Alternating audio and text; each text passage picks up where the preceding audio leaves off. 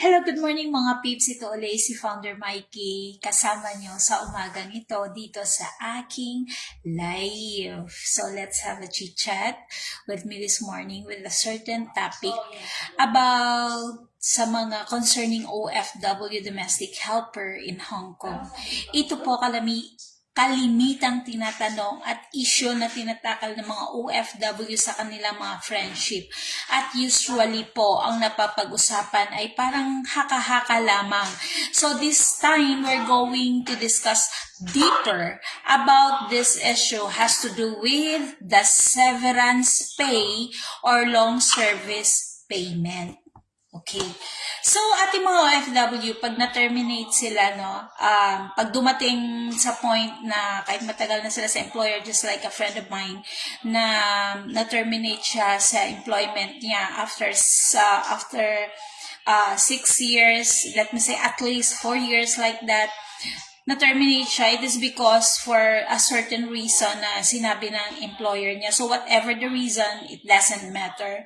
No? So, as long as you worked more than 1 year sa employer, you are entitled of a so-called severance pay, or after 5 years, you are entitled for the so-called long service pay. So, yan po minsan, pag nagre-renew ka na ng iyong third contract, wow, LS na yan. So, and just like me, an OFW domestic helper here in Hong Kong, I'm looking forward for my long service pay. No? So, malaking bagay din po yan, nakakatulong sa ating mga OFW. Pag sila ay lumipat ng mag-terminate na ng contract, matapos ng kanilang kontrata, matapos ng kanilang trabaho. They wanted na pahinga na sa Pilipinas at itigil na ang pagtatrabaho bilang domestic helpers sa abroad and to spend time with their families and move on into another phase of life for another chosen career. Okay? So, may nagsabi, Founder Mikey, am I entitled of a severance pay? Terminate po kasi ako after 3 years. Sabi niya ganon. So with that case, guys, severance pay. Lagay natin dito. Severance payment. Okay. So we're going to discuss this. So we're going to discuss the so-called severance payment. I-discuss natin ito. Ay, ano ba to? Ba't nagkakanito ito? Okay. So, okay. Yan na natin. So, i-discuss natin ang severance payment. So, kailan nga ba maging eligible ang isang OFW domestic helper sa sinasabi na severance pay? So, according sa chapter 11 doon sa domestic helper, sa code ng domestic helper, okay? So, sinasabi doon na severance payment and long service payment. Ayan na. Okay, we will change to, alright. Okay. So, severance payment, according sa chapter 11, so, an employee is eligible for severance payment or long service payment subject to the following condition. Siyempre din naman, hello, good morning, Feng. Hello, Sister Deria. Maganda siyang issue kasi this morning, meron na naman ako natanggap na isang message, isang kaibigan asking about severance pay. Kasi malaking bagay dito, pinaghirapan din natin at stated sa batas. So, kailangan nating intindihin, ipapaintindi natin sa ating mga friendship na nandyan, sa ating manunood at mapapanood pa itong ating video about severance payment and long service payment. Okay, dahil basta nakasaad sa batas ng Hong Kong, tayo po ay malakas po ang ating loob doon at ma-claim natin ang ating karapatan bilang OFW or worker dito sa Hong Kong as long as it is stated in the law ng Hong Kong. Kaya nga sabi ko, napakaganda ang Hong Kong kahit na under siya ng China na kinatatakutan ng iba. But actually for the OFW like us, we are secured. It is because of ang Hong Kong ay talagang may batas na sinusunod. Walang kinikilingan, walang ninong-ninong dito sa Hong Kong. Okay, so we will talk about severance payment. So, the qualifying period, you are entitled of the so-called severance payment if you work not less than 24 months. Hindi bumaba sa 24 months or let me say 2 years, no? Hindi bumaba sa 2 taon kang nagtatrabaho sa employer na yan. So, let me say na-finish contract ka, nag-renew ka uli.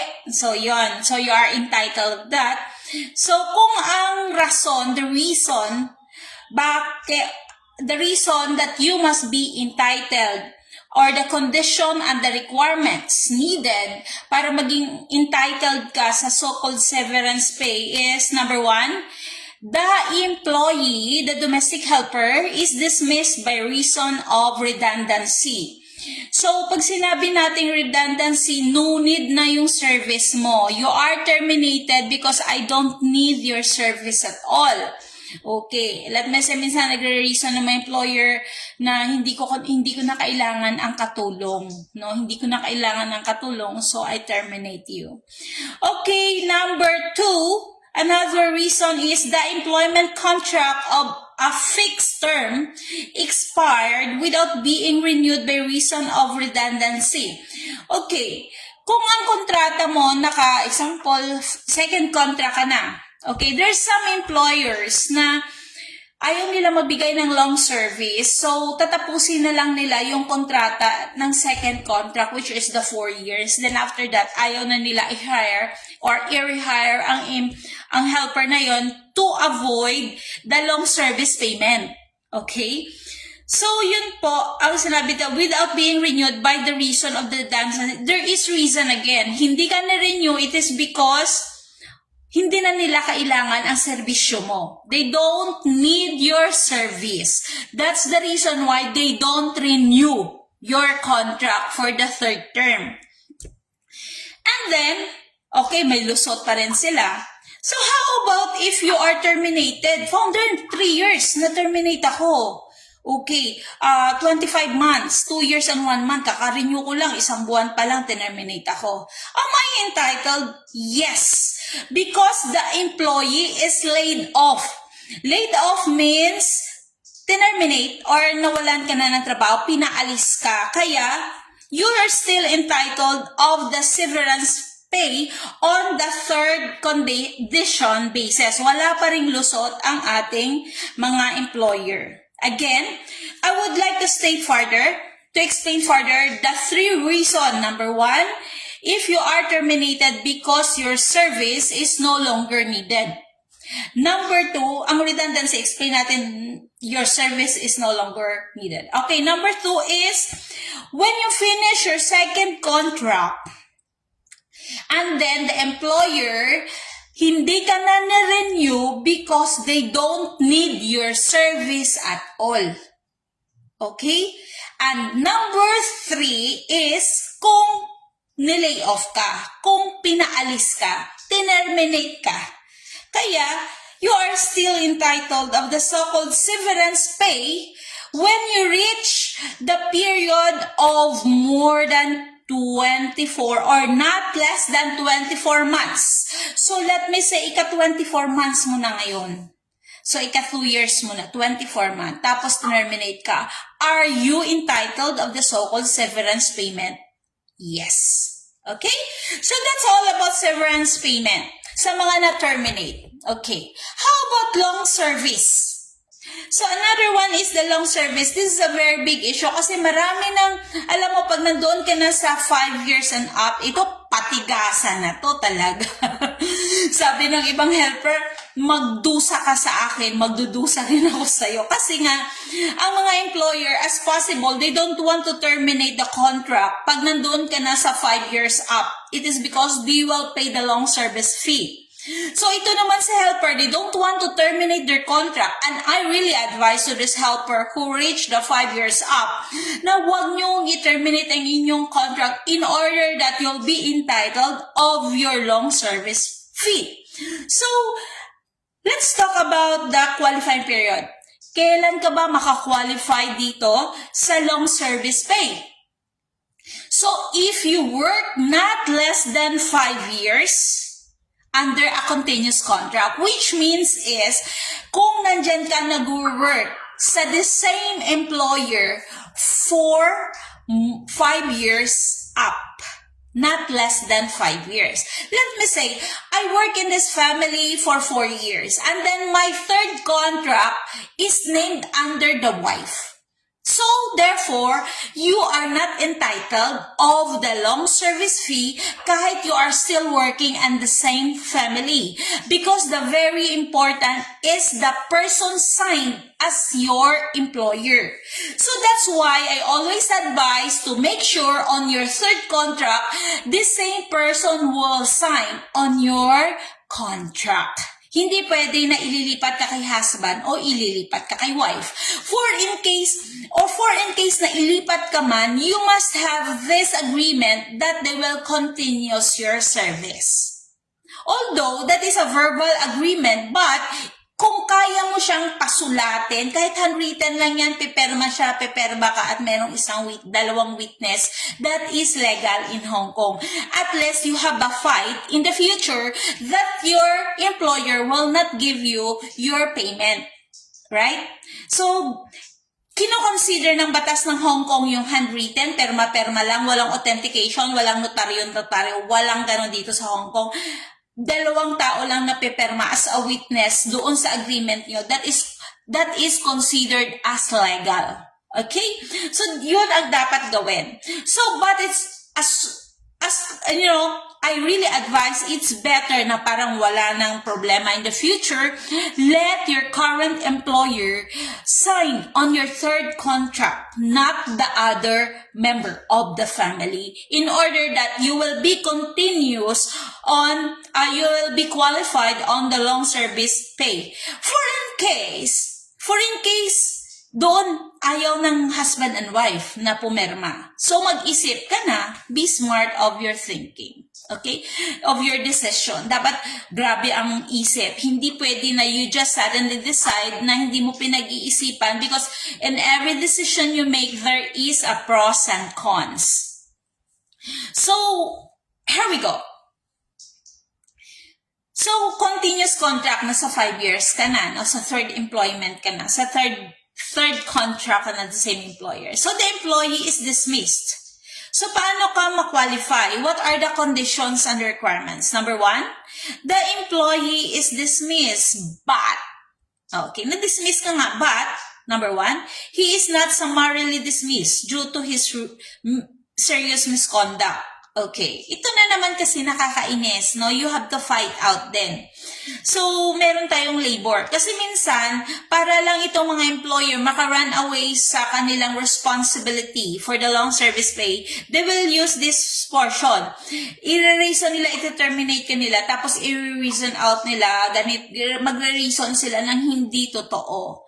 Kasi, okay ka lang. Imagine that you've been serving this family for 6 years, tapos sabihin nila, hindi mo naalagaan ang mga anak nila. Imagine that they hire you for 6 years, tapos sabihin, you are not a good nanny to their children, which you are the one who raised their children for 6 years. Right? So you can fight out that reason doon sa labor and don't sign. Okay, there is a termination letter that both employer and helper will sign to confirm all the details is correct. So if you think the reason of the employer signed there is not really right for your side, that is very unfair, then don't sign. Don't sign the termination letter. Because that is not true. Because if you sign, you say, yes, it's true. I don't take care of their children. I'm not a good nanny, right? So parang pinatutuuhan mo lang yung sinabi niyang kasinungalingan. So better don't sign on the documents which is not really true. Remember that. So number 2, kasi pag hindi mo iningatan yung trabaho mo, naiwan mo lang nasunog ang isang damit or that is misconduct na, no? So, his dismissal is not by reason of redundancy. Kung ang reason niya na pag-terminate sa'yo ay hindi niya na kailangan ang katulong, no? So, Pero, yon magiging entitled ka sa LS. This dismissal is not by reason of redundancy. Basta terminate ka lang niya. Kukuha mo siya ng helper or what, you are still entitled. Okay? Number 2, kaya mas maganda yung termination letter, there is no reason eh. Kasi, himself, he cannot justify himself na meron kang misconduct or what. He just terminated you without reason. Mas maganda nga yun. Number 3, employment contract of the fixed term expires without being renewed. Okay.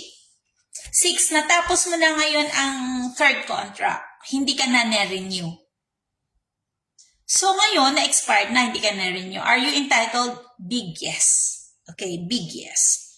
So number next is the employee dies. Okay. Sa kasamaang palad, no? Nalunod ka sa isang bowl na sabaw, namatay ka. Ang isang domestic helper namatay, no, habang siya ay employed. And he was employed for more than 5 years.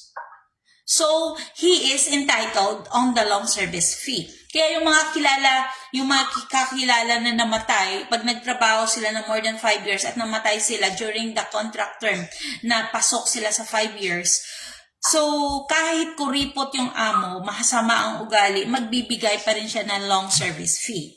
Okay. Next is 1, 2, 3, 4, number 5. The employee resigns on ground of ill health. Kung ang employee nag-resign dahil may sakit siya sa puso, nag-resign siya dahil palaging sumasakit na yung gout niya, may mga sakit siya, no, na mga kung ano-ano, just like marami kasi dito sa OFW, nagkakasakit na talagang yung sakit na parang hindi ordinaryong sakit ba? Tapos, hindi na ako magtatrabaho, boss, kasi ang almoranas ko dumudugo talaga na, hindi na maano. So, hindi ka na, so magre-resign ka sa trabaho, I will go back to, kasi ibang may sakit ng mga domestic helper, I will go home, I will go back to my country because I am very sick, I want my sickness will be treated in the Philippines. So now you are entitled of the long service fee. And the last, wala talagang kawala si amo nito. The employee, if you age 65 or above, and you resign. Okay. Mag-resign ka man o nag-resign ka or nag-age ka ng 65 up, entitled ka na talaga sa long service fee. Katulad sa mga kakilala nating matatanda na talaga na compulsory retirement ang nangyari because meron kasing mga domestic helper na if you are used to your work, ito na yung paborito mong trabaho at ito na lang din ang alam mo at masaya ka na dito, then dito ka na lang. No? So dito ka natatanda, lalo na yung mga single, yung mga wala man lang mga asawa sa Pilipinas, wala nang kinaaabalahan sa Pilipinas.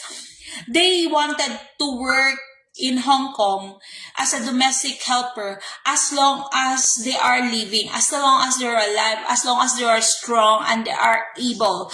It is because dito, number 1, free ang health mo, ang healthcare as pag domestic helper ka. Second, yung mga maintenance mo, kung may mga hypertension ka, may mga regular check-up, okay yan dito sa Hong Kong. Free yan dito pag meron kang kontrata. Second, free ang bahay mo. Hindi ka mag-worry ng pagkain mo. Hindi ka mag-worry ng bahay mo. Aircon pa, di ba? Okay. And next, you enjoy this life. You know your life. You are happy in your work. Happy ka na dito. This is your family na eh. Pamilya mo na to. So, marami sa mga OFW na dito na tumatanda. It is not because na wala silang savings sa Pilipinas.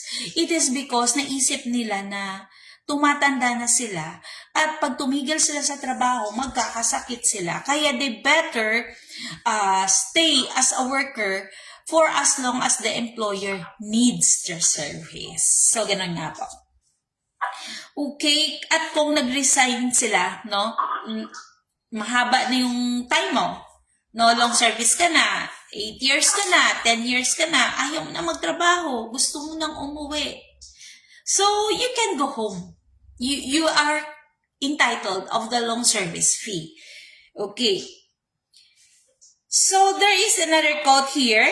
If not less than 7 days before the date of dismissal, expiry of the fixed term contract in case of severance payment, at not less than 7 days before the expiry of the fixed term contract in case of long service payment, the employer has offered a writing to renew the contract of employment or rearrange him under the so-called condition. So, may mga 7 days pa yan, no? Kasi minsan kasi nagbabago pa yung isip ng amo. Ita-terminate ka. Bibigyan mo siya ngayon ng 7 days, 7 days allowance. Kung iba i-recall ka or not, then you can apply for your severance payment. So, kaya nga sinasabi, patalinuhan na lang to. No? So, at least at this time, you know your rights.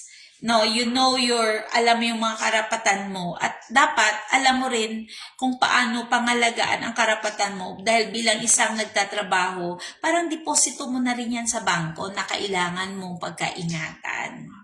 So, para mas marami at mas maganda pa ang maabot mo sa buhay, kailangan mong maging industrious.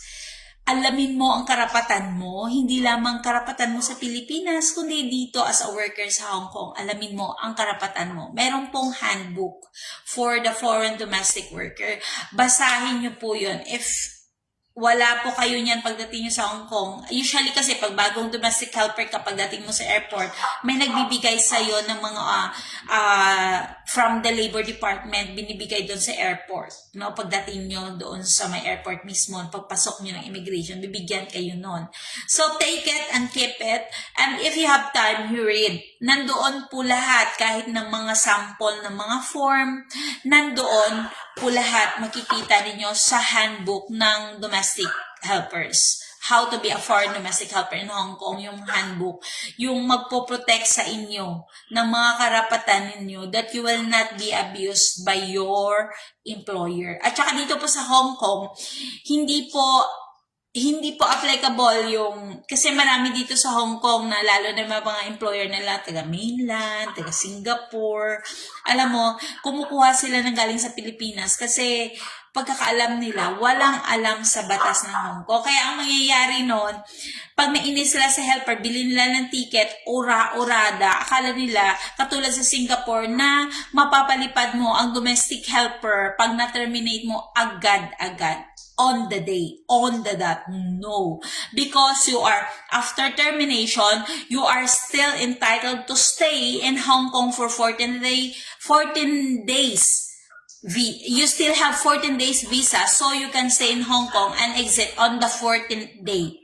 Okay, some domestic helper, when they're terminated, so naghahanap sila, yung 14 days na yun, ginagawa nilang hahanap sila ng employer. So once the moment that the new employer will sign the contract at ipasa na sa immigration, then you can exit.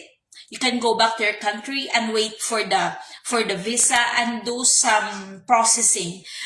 Ang iba naman is very smart.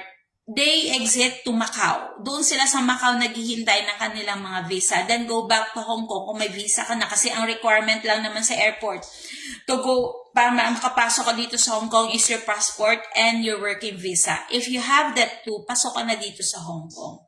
Okay? Hindi sila umuwi. Kasi pag sa Pilipinas ka mag-exit, magme-medical ka doon, mag-OOA, magpipidos, blah blah. Ang daming requirements, makalusot, makabalik ka lang sa Hong Kong. But if you're smart enough, punta ka sa Macau, doon ka maghintay. Pag nandiyan na yung visa mo, balik ka dito, then you schedule, go back to your country. Okay. Kasi usually, itong mga nata-terminate na to, hindi na paghandaan to eh. Hindi handa eh. You don't have much money, no? To spend in Philippines for 3 months na wala kang trabaho doon. At the same time, gagastos ka sa Manila, mag-travel ka sa Manila to process some documents para makalipad ka, makakuha ka ng OEC. Kasi makakuha ka doon ng OEC, kailangan mo medical, kailangan mo PIDUS, kailangan mo kung ano-ano mga requirements na i-require nila. Eh kung yung agency, nasasalo sa'yo sa Pilipinas na kinuha ng amo mo, yung partner agency ng agency dito sa Hong Kong, eh maraming buhaya. Kawawa ka. Just like ako noon, pagbalik ko dito sa Hong Kong, yung kinuha ni Mr. Ling, buhaya. Hindi na nga sila naghanap sa akin. Tapos, gusto pa nila, magbayad ako ng agent fee sa Pinas, why should I? Hindi ko kailangan magbayad ng training fee because meron na po akong training. Kaya yun ang sinasabi ko noon sa amo ko. Hindi talaga ako nagbayad. Dahil kaibigan niya lang, binayaran nila silang magbayad. Basta ako, ayaw ko talaga. So, ganun po. At saka, malaki. Kaya ito nga advice ko sa mga bagong domestic helper, malaki ang ginastos ninyo para makapunta sa Hong Kong, maging domestic helper. Ingatan nyo yung trabaho nyo, mahalin nyo ang trabaho nyo. Paano ninyo masabi na maiingatan ang trabaho? Mahalin nyo ang trabaho ninyo. Okay? Kung meron mang problema sa trabaho, kung meron mang problema pala sa amo, huwag niyong masyadong dibdibin ang matalak na amo. You are not paid para dibdibin ang katalak-talakan. Kung medyo masama ang ugali niya, you are not paid para i-entertain ang masama niyang ugali. Just focus on your work. What you can do, yung alam mo na trabaho na maayos. Kasi ang importante na naman sa paglilinis ng bahay, malinis. Kung malinis na siya, ibig sabihin, tama ang ginawa mo. Sa pagluluto naman, kung hindi mo alam talaga, no, gamitan mo ng konting common sense. Maliit lang naman na common sense ang ginagamit sa pagluluto. No? Kasi marami naman ang available na mga recipe ngayon sa YouTube at saka domestic helper naman, you are entitled for a smartphone kasi kailangan mo yun sa departure, kailangan mo rin sa arrival. So, may YouTube, meron kang guide na pwede magluto. Konting common sense lang, hindi po yan mabibili. Nandyan na po yan sa katawan ninyo. Nandyan na yan sa utak ninyo. Common sense. Marunong nga kayo magluto ng pakbet, mag-blanch lang ng gulay, hindi nyo magawa. Marunong nga kayong mag-adobo, how do you call this? Mag chicken stew or soya sauce chicken, hindi nyo magawa. Marunong nga kayo afritada, caldereta, i-beef stew, hindi mo magawa. So, very simple, right? At saka, dito naman, karamihan naman gumagamit naman ng rice cooker sa pagluluto. Hindi gumagamit ng kaaway. Kaya, ang pagluluto is not an issue sa isang domestic helper. Konting issue lang yon. So, if you have a problem, no? Kung may problema ka talaga sa pagluluto, maraming mga friends na pwedeng mapagtanungan, na pwede kang tulungan para sa pag-prepare ng pagluluto. You can ask your employer. Kung siya ang nagre-request siya magturo sa'yo, just tell them honestly na, I'm new to this kind of dishes, so can you please help me? So, tandaan mo, tinulungan ka niya once, tinuruan ka niya once, tandaan mo na yon. So, ipasok mo sa brain mo, pagkatapos, after mo magluto, pagpasok mo sa room mo, isulat mo sa notebook, then hindi mali. And then, of course, pag ipa-check mo sa employer mo, isend picturean mo, isend mo sa WhatsApp, Ma'am, is it correct? Because I want to remember that next time I will not ask you. So, ganun lang. Ang mga employer, madaling kausap pag ikaw marunong makiusap. And of course, as a domestic helper, always, kahit mayabang ka, maangas ka, always isipin, employee ka lang, trabahador ka lang. Sila pa rin ang amo. Okay? And always think na, always remember this magic words, please, thank you. Okay, please and thank you, excuse me, yung mga basic na mga good words na, ang tawag dito, mga magic words ang tawag namin doon. So, don't ever forget. So, kunwari, may hindi naman masama, no? Basta everything may please. Kung may gusto kong iabot sa'yo, please. Kung may ibibigay sa'yo, say thank you. Always say that. Okay. And at least, no, nagle-learn ka every day. The most important thing is, every day is a learning process. Okay. And nagmamarites ka rin ng konti lang imamarites mo. Yung mga hindi mo lang alam. But, wag kang paniwala sa pag-uuto ng mga friendship mo. Kasi minsan, ang every domestic helper may kanya-kanyang experience. May positive experience, may negative experience. At don't ever compare your status to the status of others or the status of your friends because you are living on a different house. You are living on a different home with a different family, a different employer. Most probably, hindi po pare-pareho ang status ninyo. Iba po yung bedroom, iba yung pagkain, lahat, everything is different. You cannot compare yours to mine. I have a different life and I cannot compare mine to yours. At of course, hindi rin ako maiinggit sa'yo. Kasi may kanya-kanya tayong buhay. And take note, gaano man kahirap ang buhay, hindi termination ang solusyon. You have always to think that you're here because you want a work. You want to work in Hong Kong because you want to earn for a certain purpose. You have to always consider your purpose. Purpose, your goal. Why you are working in Hong Kong for a certain purpose. And always hold on that purpose because yan po ang magiging susi at gabay ninyo sa araw-araw na trabaho. Ito po si Founder Mikey. Magandang umaga po sa lahat. Happy Friday! And see you on Sunday! Somewhere in Central Admiralty elsewhere. Thank you so much! Have a great day.